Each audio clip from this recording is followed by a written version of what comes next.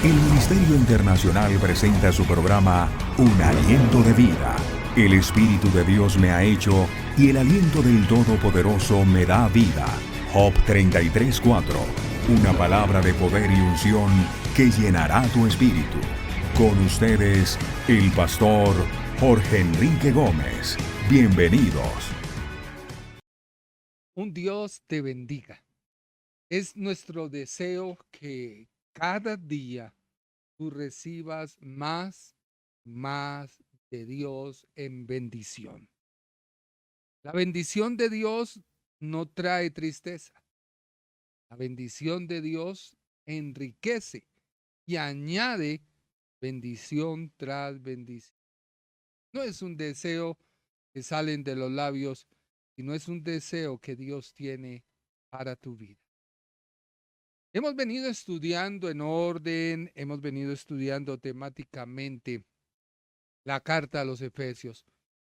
Y lo hacemos con el propósito de que tú puedas crecer, de que tu vida te desarrolle, vida como cristiano, tu vida como persona se desarrolle a tal punto que tú seas influencia para los demás, para tu familia, para la gente que te ve.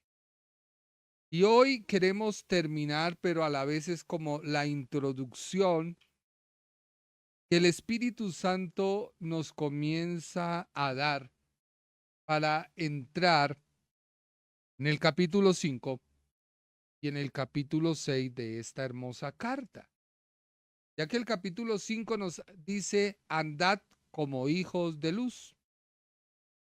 Luego nos sigue hablando acerca de cuál es ese andar. Ya no es como el andar del capítulo 2 o el capítulo número 3, no, o el capítulo número 4, que comienza a decir, usted tiene un llamado, sino este andar tiene que ver con una sencilla palabra, identidad. Por eso, nuestra prédica se titula, Vístase del nuevo hombre, la identidad de Cristo.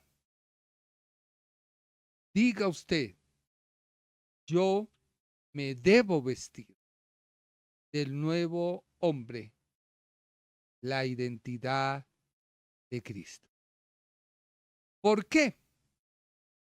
Porque Efesios 4:24 nos llama a dejar atrás nuestra vieja manera de vivir.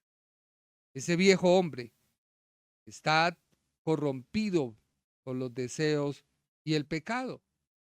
Y el llamado es a revestirnos del nuevo hombre.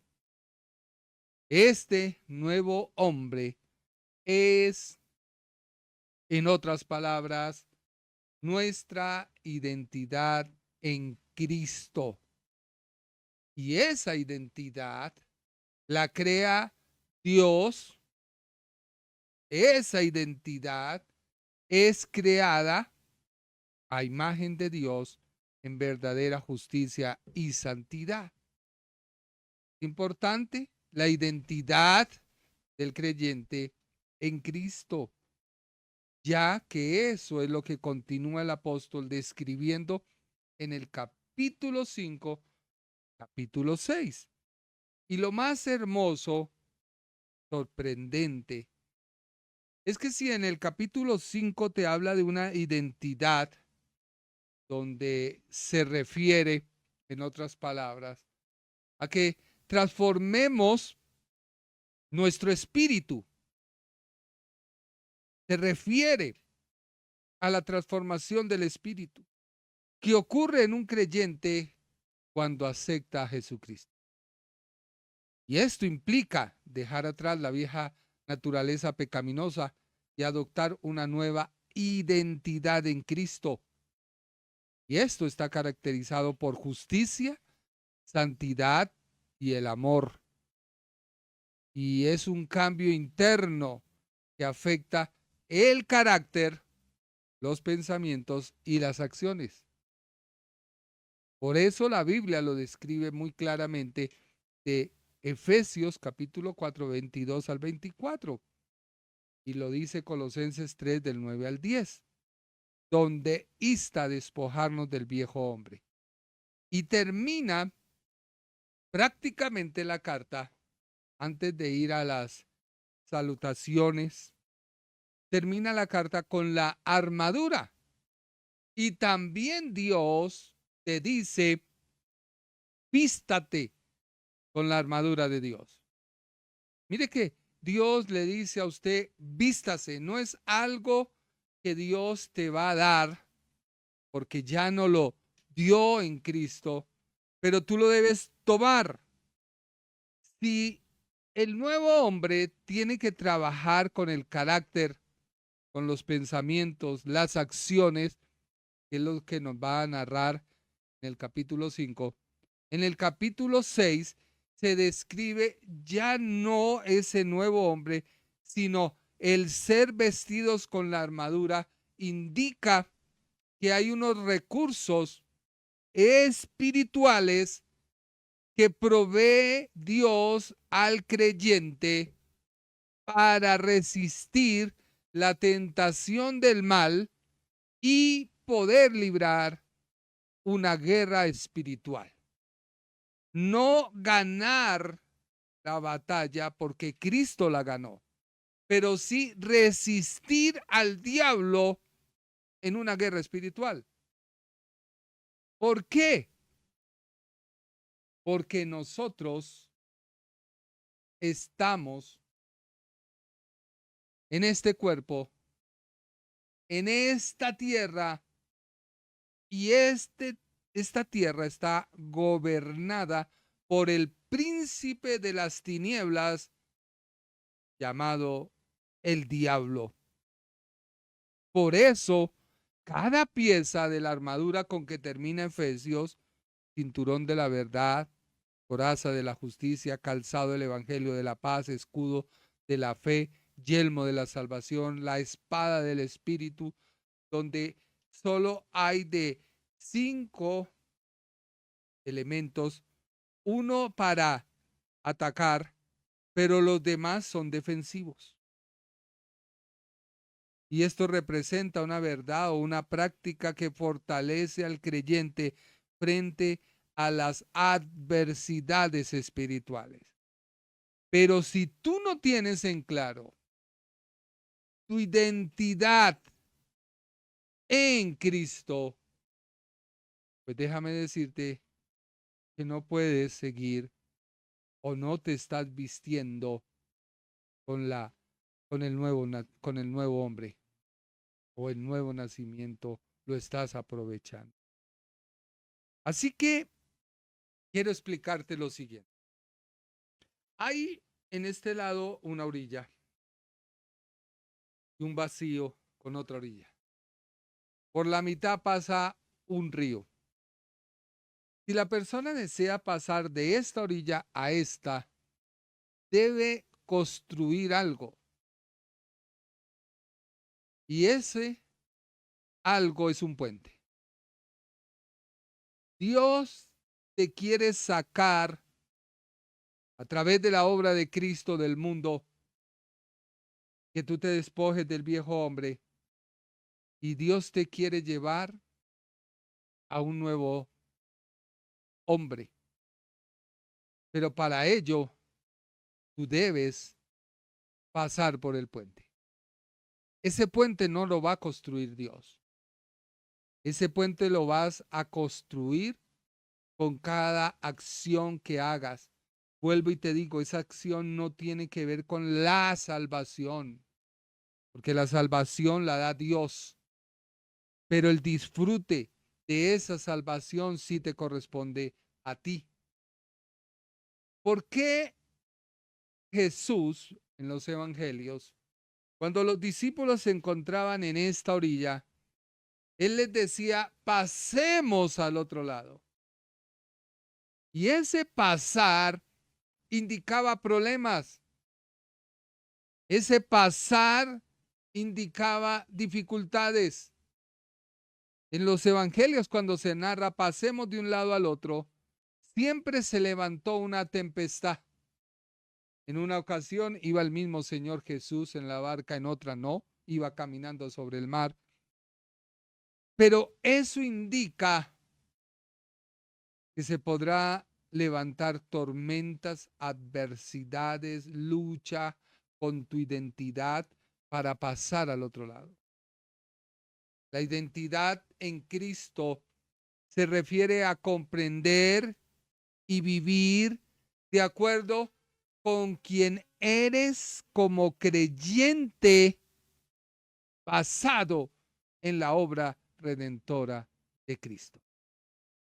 Te lo repito. La identidad en Cristo se refiere a comprender y vivir de acuerdo con quien eres como creyente, no lo que serás, no, lo que eres basado en la obra redentora de Jesucristo.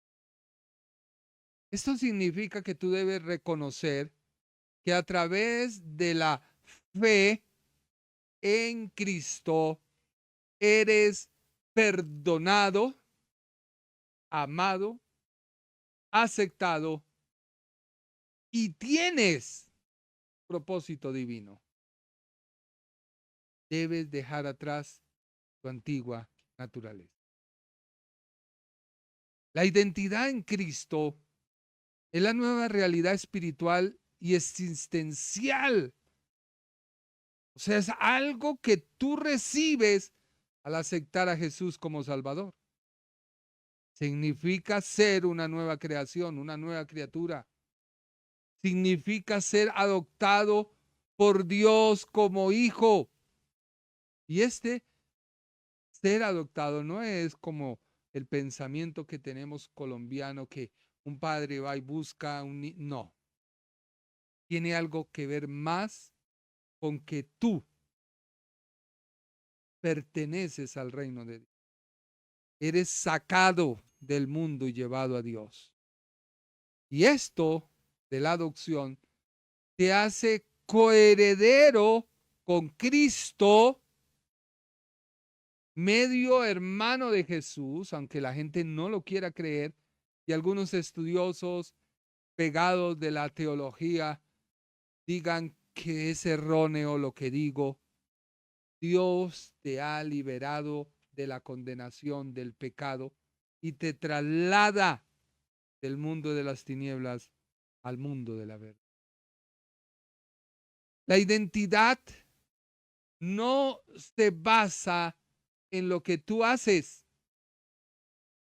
porque recuerda que Dios la creó, sino que en lo que Cristo hizo por nosotros, otorgándote justicia, libertad, propósito y un sentido de pertenencia a una familia espiritual en la que no hay distinción de raza, género, condición social. La identidad en Cristo es entender que nuestra vida tiene un propósito, el cual proviene de Dios y quiere ese propósito que tú y yo nos veamos como un precioso tesoro. Eres la niña de los ojos de Dios. Y aunque puede ser muy pequeña, si está en el ojo, está resguardado. Y si más, el ojo de Dios, con mucho más. Ahora, busqué y copié. ¿Qué podría indicarnos que alguien no tiene identidad en Cristo? Y lo digo porque alguien dirá, pero ¿de dónde lo sacó? Y lo saqué estudiando. Una persona se puede conocer o tú puedes saber que no tienes identidad en Cristo porque primero te falta un propósito y una dirección. un propósito y una dirección, puede ser el índice de que tú no tienes una identidad en Cristo. Una persona sin identidad clara en Cristo a menudo carece de un sentido profundo de propósito o dirección en la vida. Es cuando una persona se siente perdida. Hay cristianos que no tienen rumbo, que constantemente buscan algo que los llene sin encontrarlo. Y van de iglesia en iglesia, de pastor en pastor. Son personas que divagan en el mundo. Y tú los ves y aún dudan de su salvación. Aún dudan de que Dios los perdonó. Aún dudan de que Dios ha roto toda maldición del pecado o toda maldición que la ley te inculpaba. Vuelvo y te repito, falta de propósito y dirección. Se sienten perdidos. Son personas dignos de lástima. Generan lástima. Otra característica de la cual puede ser un índice de que te falta identidad es una búsqueda constante de aprobación externa. Son aquellos quienes no encuentran su identidad en Cristo y tienden a depender fuertemente de la validación de otros. Hermanito, ¿será que es cierto lo que usted me dijo? ¿Que el Señor me perdonó? Porque es que yo siento que no. ¿De qué me dice? O como la persona que busca consejería y dice, hermano, ¿usted qué cree? ¿Qué decisión usted tomaría? No, yo no puedo tomar ninguna decisión. Tú no tienes que buscar una aprobación externa. ¿Por qué? Porque una dependencia puede manifestarse como una necesidad excesiva de atención, de elogios, de aceptación social. Y todos hemos pasado por ello. A veces cometemos errores, Dios nos da la salida y queremos que los demás nos aprueben y nos digan bien. Y uno tiene que decir, basta, yo en Cristo fui perdonado. Ahora, otro índice para saber que no hay identidad de Cristo en tu vida es hay en la persona una inseguridad y baja autoestima. Y esto lo hace la ausencia de identidad. Cuando alguien no está arraigado, por eso la Biblia dice arraigados y cimentados. Capítulo 3. Cimentados. Hoy escucha mucha gente cosas al uno, al otro en las redes y se ponen a decir, Señor, verdaderamente, hasta unos creen que ya estamos en la tribulación y entraremos a la gran tribulación. Y la Biblia es muy clara, Jesús lo dijo. Se escuchará rumores, pero aún no es el fin. O sea, no estamos en el rapto. El rapto no ha pasado. No puede pasar la tribulación y la gran tribulación, porque muy claramente la Escritura dice, hay alguien que detiene. ¿Y detiene qué? La manifestación del Hijo de pecado. Imagínense que si aún es detenido, algunos dicen que la iglesia, otros que el Espíritu Santo, no quiero entrar en polémica, vemos lo que vemos, ¿cómo será cuando sea quitado? Ahora, la Biblia sí da bases y muchas bases de que el pueblo de Israel tuvo que salir de Egipto, que Abraham tuvo que salir, Lot tuvo que salir, sacó todos los patriarcas, y Dios no derramaba castigo. Aún Jericó salió Rahab y no cayó la espada del Señor. Así que Dios no va a castigar a la iglesia juntamente con el impío Israel. Porque recordemos que hay un paralelo, un paréntesis en el cual Dios trata con la iglesia y no con Israel. Hoy el trato no es de Dios con Israel. Israel sigue siendo el objeto, sigue siendo la visual, pero el trato no es en esta dispensación con Israel, sino con la iglesia. Cristo con su iglesia, el cuerpo de Cristo es la iglesia. Él es la cabeza. Él se llevará a su iglesia y continúa nuevamente el trato de Dios con Israel. Vendrán el anticristo, vendrá la construcción del templo, podremos ver cosas que ya están organizando, que ya están haciendo. El templo se puede hacer en 3 meses, ya está todo, ya están las vacas, ya están los sacerdotes del sacerdocio de Leví, ya está todo. Estamos viendo rumores y rumores de guerra, pero aún no es el fin. Entonces, iglesia, tú no puedes tener una inseguridad y una baja de autoestima.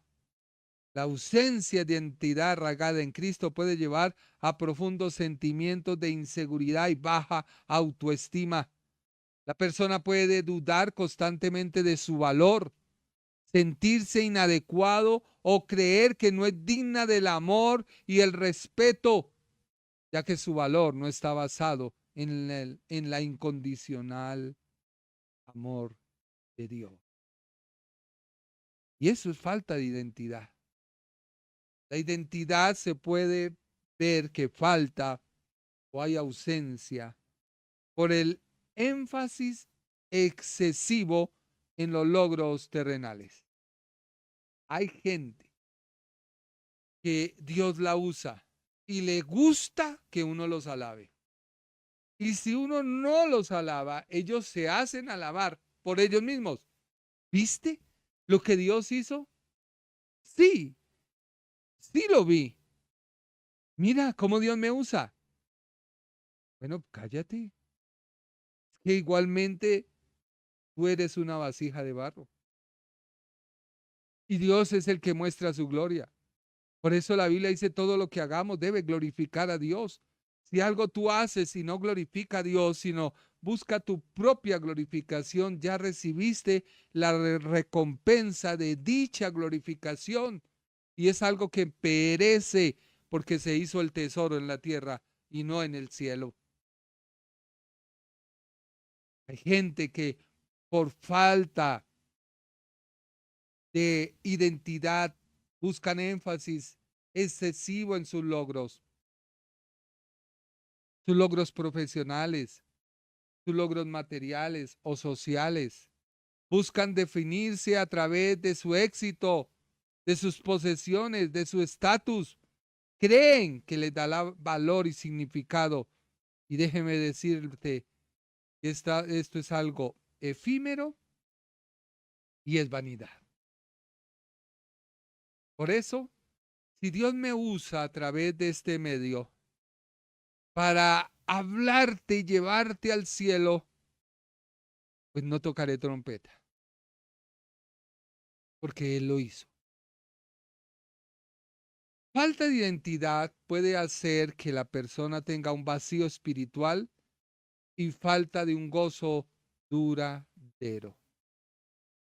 A pesar de los éxitos o placeres momentáneos, puede haber un sentimiento subyacente de vacío espiritual o insatisfacción.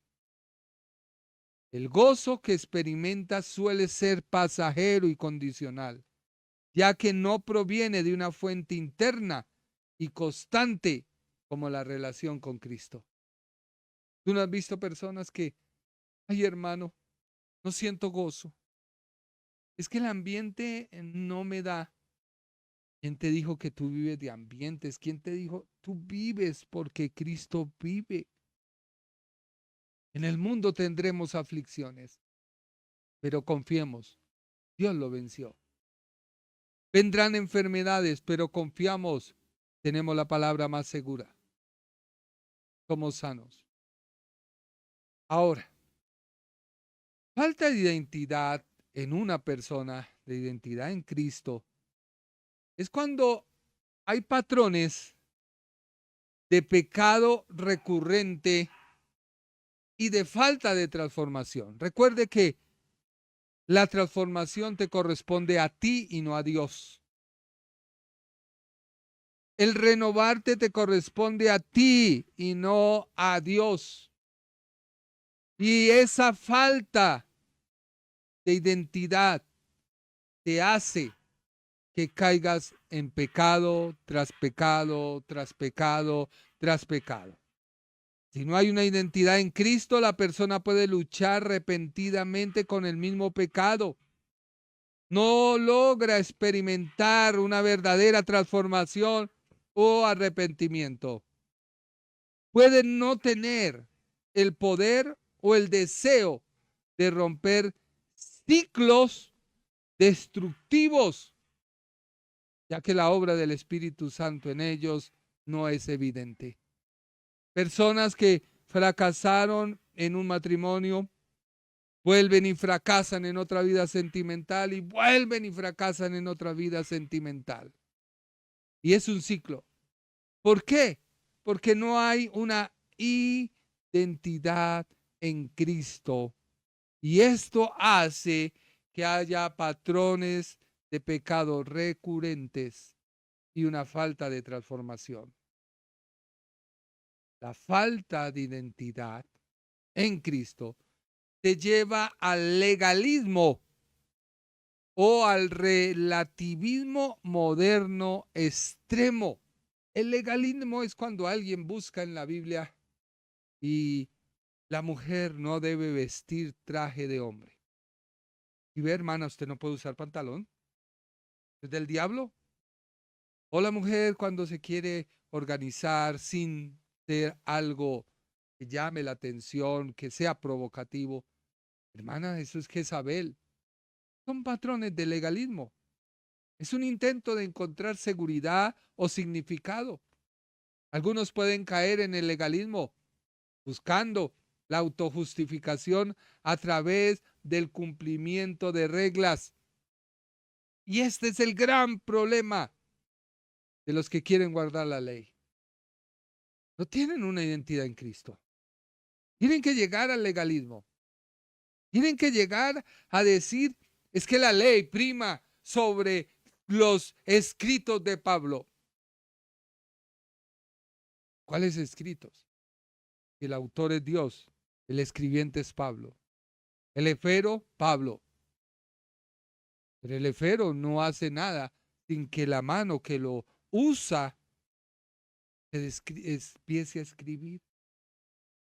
Otros pueden inclinarse hacia un relativismo moral extremo, donde no hay absolutos y todo es subjetivo, lo que refleja una falta de anclaje en la verdad divina.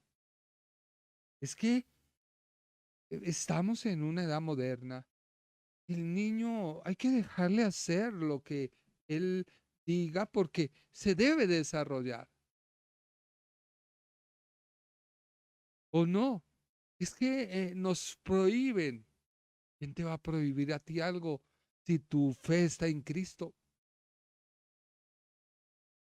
Otra característica de una actitud de falta de identidad en Cristo es una actitud de jactancia o autojustificación.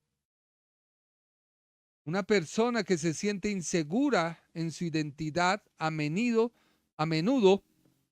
se jacta de sus logros o busca constantemente autojustificarse para demostrar su validez, incluso aun cuando no sea necesario. La gente que dice, Sí vio, hermano, estaba lloviendo y ya no, porque yo oré. Bueno, gloria a Dios. Pero hermano, si ve, hay poder. O sea, quieren que uno les diga, y debería uno decirle, quieto, ventarrón. La falta de identidad te hace resistir a la verdad o a la corrección bíblica. Aquellos que no tienen una identidad en Cristo pueden mostrar una resistencia significativa a la verdad bíblica o a la corrección. Pueden ser defensivos, argumentativos o negarse a examinar su vida a la luz de la Escritura, ya que esto desafía la base sobre la cual han construido su identidad. Y hablo de todos aquellos que les gusta en las redes sociales disociar de los pastores. Es que Dios no te mandó a ti a que sigas a su pastor, sino sigas a Cristo. Dios te mandó a que observe la actitud de tu pastor. Si es una conducta de fe, imítala. Si no, deséchala. Pero es que Dios me puso como juez, como vengador. Y hacen una serie de videos y de cosas. Y no hay verdad. La falta de identidad en Cristo te puede llevar a una falta de paz interior o ansiedad constante. Recuerda que la paz no es una cosa, es una persona. Mi paz os dejo, mi paz os doy, no como el mundo la da. Cristo es la paz. La ausencia de esa paz hace que haya ansiedad o preocupación constante sobre cualquier cosa que tú no puedes controlar. Tú tienes problemas financieros, familiares, lo que sea. Y como no los puedes controlar, pierdes la paz. Y eso te crea una ansiedad. La Biblia te invita, te amonesta a que dejes sobre Cristo y eches sobre Él toda carga, que Él la sustentará. Hay momentos duros en que pareciera que nuestra confianza en Dios y en su plan, pues pareciera que no tuviera sentido. Y esto hace que tengamos momentos de inquietud, de preocupación.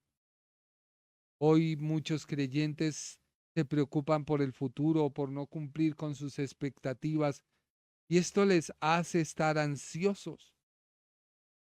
Y Dios dice, deja toda ansiedad, echa sobre mí tu carga, yo te voy a sostener.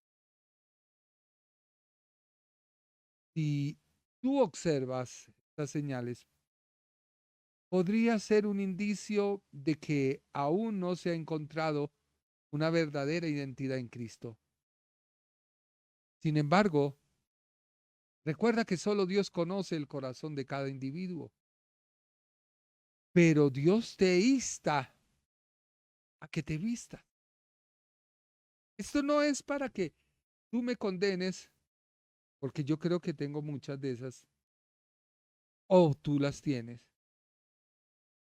Pero Dios dice, transfórmate y mira qué áreas de tu vida fallan. Y vamos a Él. Cuando se repite un patrón en tu vida, falta identidad. ¿Por qué? Porque recuerde que ese nuevo hombre, Dios lo creó en verdadera justicia. O sea, debemos vivir una vida que esté conforme a la voluntad de Dios.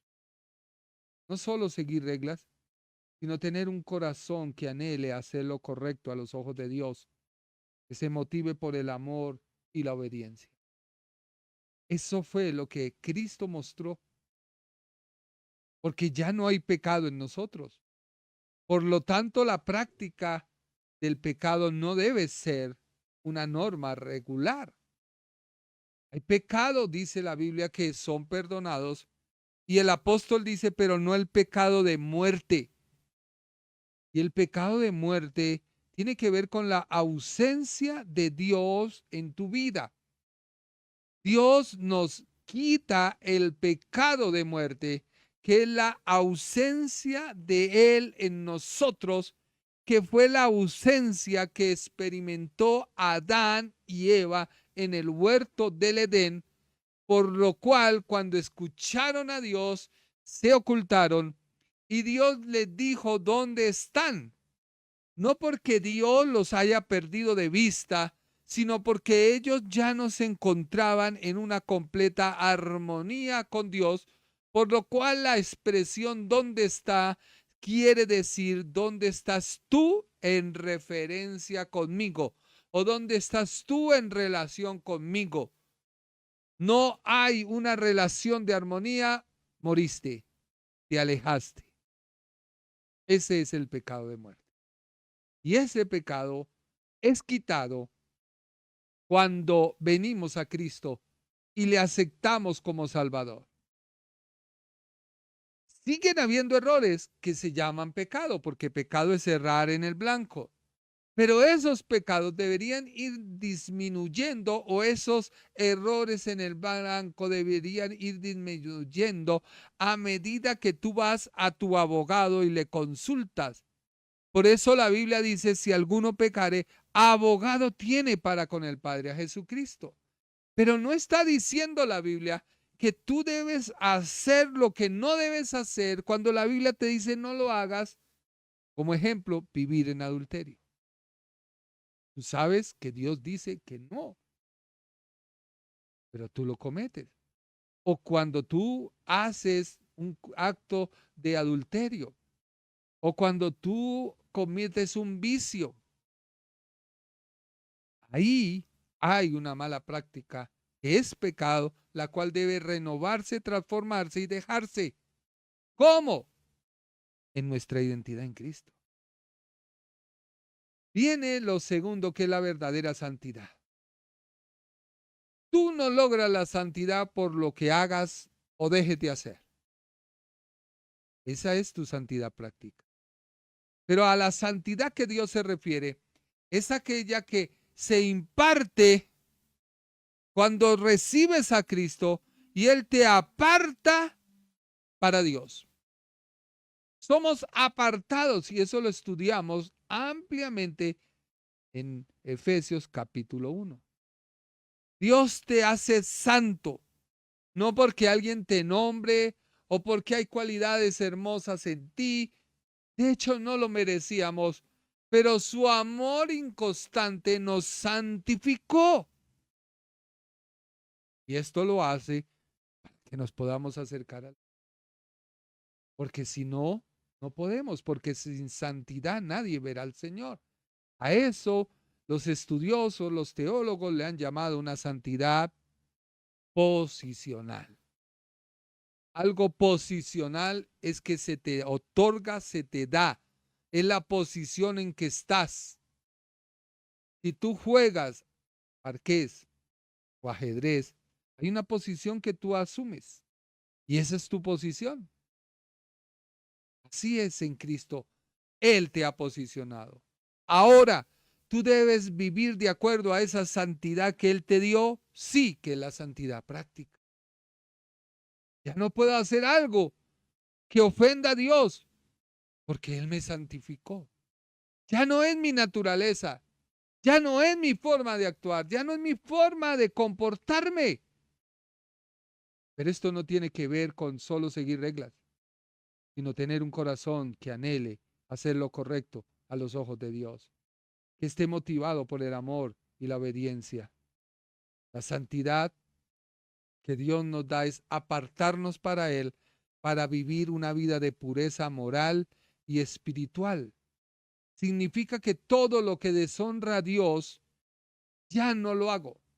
Busco una limpieza interior que florezca al exterior. Es un proceso de crecimiento continuo en el cual nos volvemos más parecidos a Cristo en carácter y en acciones. Por eso, el tener o el vestirte de un nuevo hombre es un llamado a vivir de una manera radical, diferente, como lo hacíamos antes de conocer a Cristo. Es una decisión diaria de rechazar los patrones pecaminosos y abrazar esa nueva naturaleza. Construir ese puente día a día, con esmero. Ahora hay gente que va construyendo y de un momento a otro se detiene. ¿Quién pierde? Tú. Porque has detenido. No estás avanzando. Ahora recuerda que alguien está para ayudarte a construir ese puente. Y es el Espíritu Santo. Por eso el Espíritu Santo es quien obra por ti y en ti para con Dios. Lo que yo obro es porque el Espíritu Santo obra en mí y me hace obrar a Dios, y esa obra Dios la toma como la manifestación del Espíritu Santo en mi vida. Y es ahí donde nosotros nos permitimos vivir en obediencia a la palabra de Dios.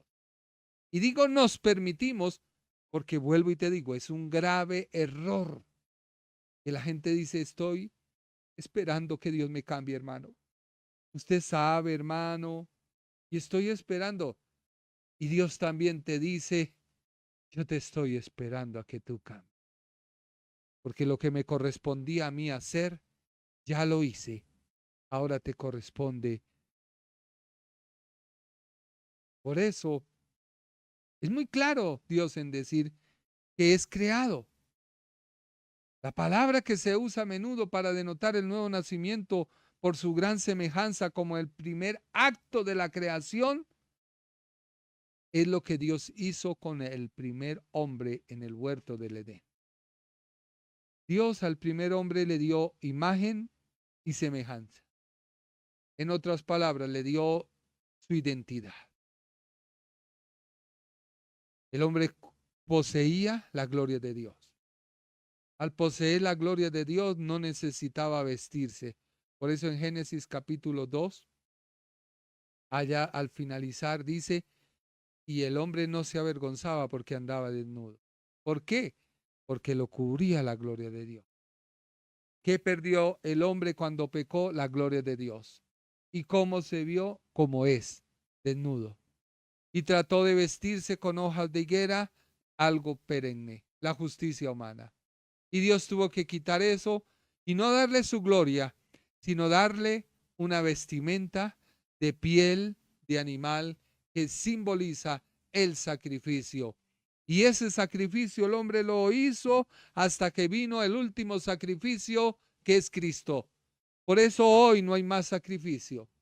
Se iniciará el sacrificio, pero ese sacrificio tiene que ver con Israel, pero ya no es un sacrificio agradable a Dios, sino es el sacrificio del hombre carnal, diabólico, animal, el mismo diablo poseído, anticristo, para colocar el punto final a Israel y decirles, miren, el sacrificio que yo proveí hace miles de años, miren a Cristo crucificado.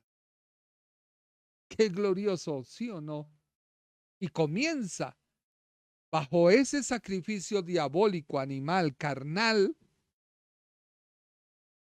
la gran tribulación. El mundo gobernado por el mismo diablo. El mundo gobernado por los mismos demonios. El cumplimiento final.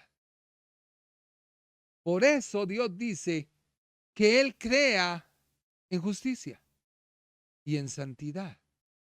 Y ya te dije que El hombre es renovado, es hecho a semejanza de Dios. Por eso te hablé de que esa imagen perdida, Dios la vuelve a crear en el creyente. Pero verdaderamente está siendo creada en ti. Muchos hoy permiten que sus sentimientos almáticos, que sus emociones almáticas gobiernen su vida cristiana. Muchos pueden haber efectuado una oración de fe, porque les dijeron que al efectuar esa oración de fe eran salvos. Y es cierto, pero no queda ahí. La oración es una introducción, es la puerta que te lleva al altar del holocausto, Cristo. Tenemos que reconocerlo como sacrificio. Luego debemos continuar a la fuente de bronce, la cual es la palabra de Dios. Luego de ahí tenemos que seguir al lugar santo, los panes, el altar y el incienso, donde ya tú te presentas como una ofrenda diaria en olor fragante a Dios, donde ya tú comes de Cristo. Cristo no le dijo a los judíos: el que no come mi carne y mi sangre no heredará, y todos se escandalizaron. Él estaba refiriéndose al tabernáculo. Luego tienes que continuar al lugar santísimo, donde está Dios, su presencia.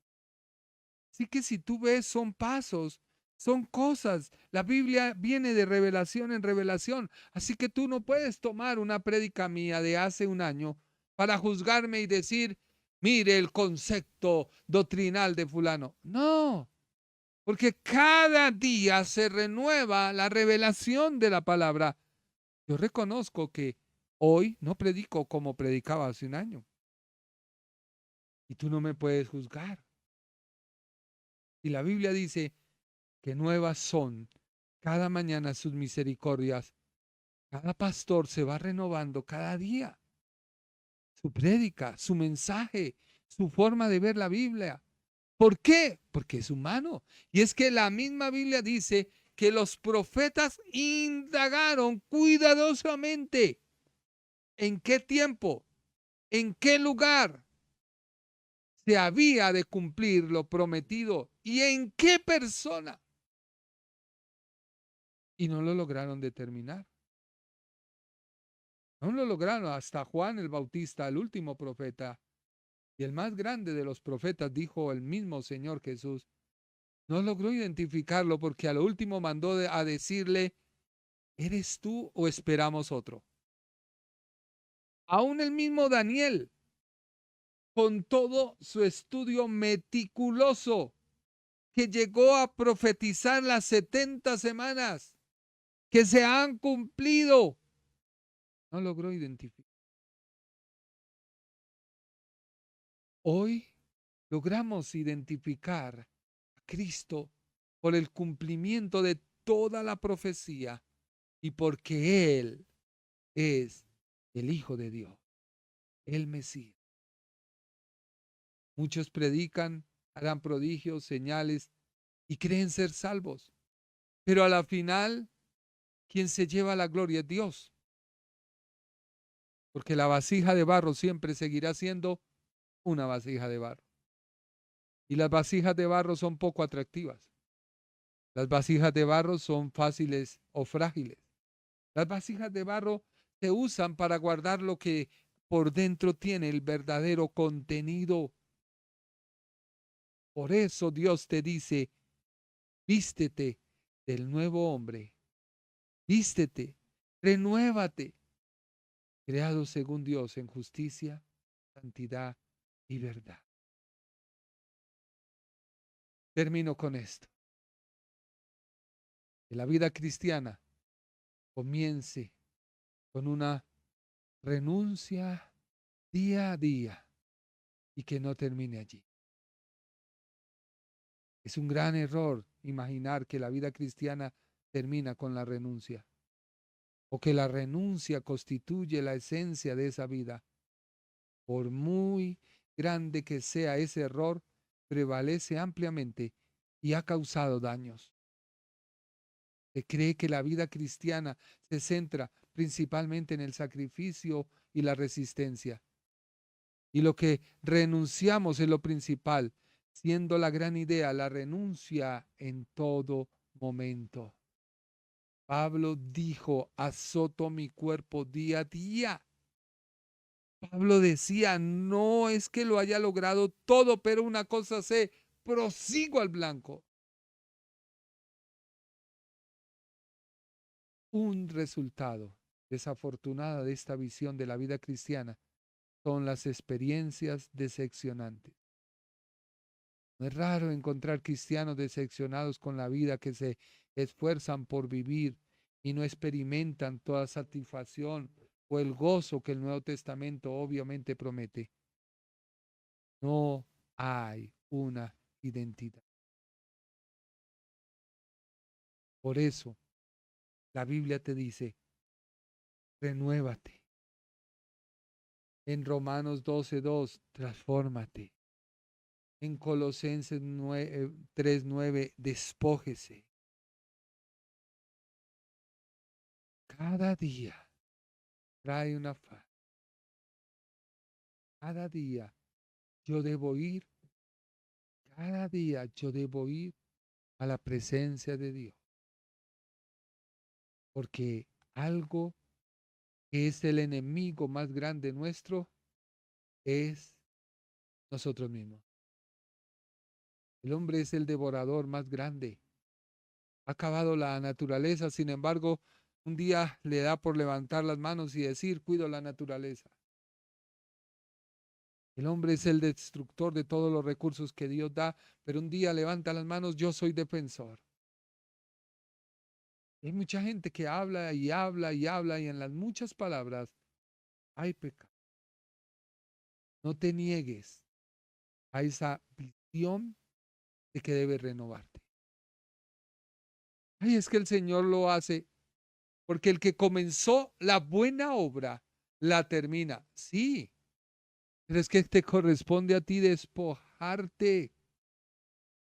Viene a mi mente, no lo tengo en el estudio, la figura que usó Dios para mostrarle el pecado a la nación de Israel y tuvo que ser con el sumo sacerdote Josué. Había un sumo sacerdote Josué, el cual estaba vestido con ropas sucias y al lado de él estaba el mismo diablo, a su mano derecha. Yo lo expliqué un día. Vuelvo y te digo, viene a mi mente. ¿Qué significaba que el sumo sacerdote no tuviera la vestidura que se requería para ofrecer el sacrificio a Dios?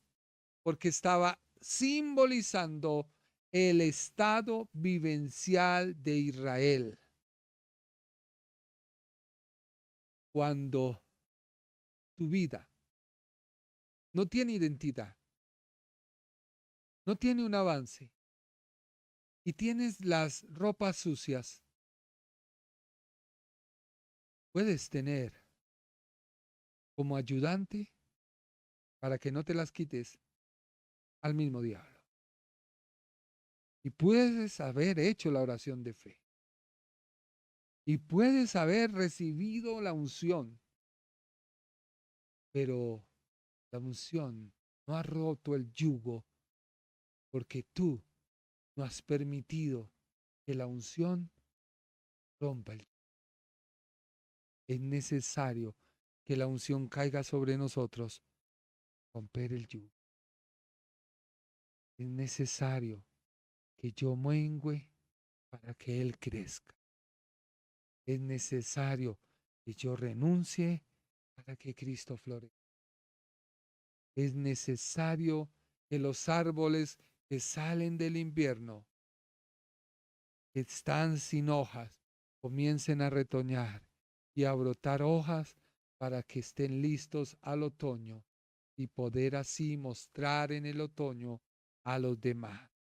Hemos venido de un mundo de pecado, de infierno, de invierno, donde quizás hemos quedado sin nada, pero poderoso es Dios para levantarnos.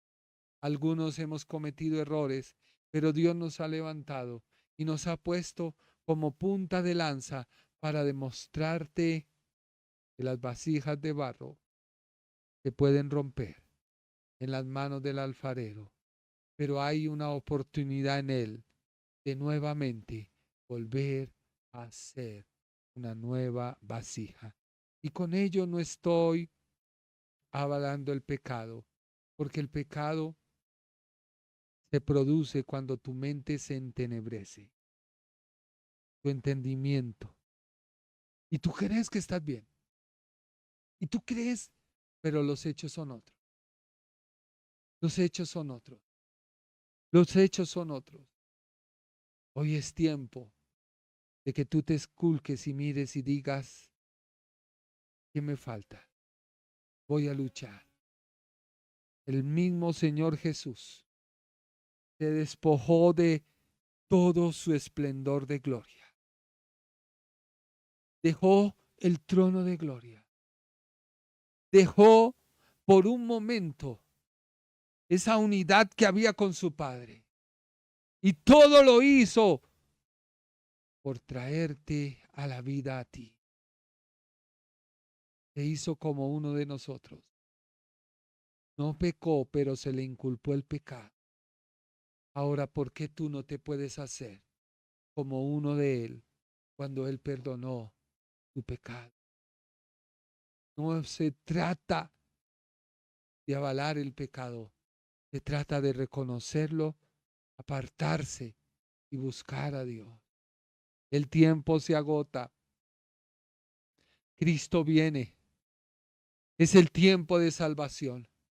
Si tú lo desaprovechas, después tendrás que hacerlo con tu propia vida.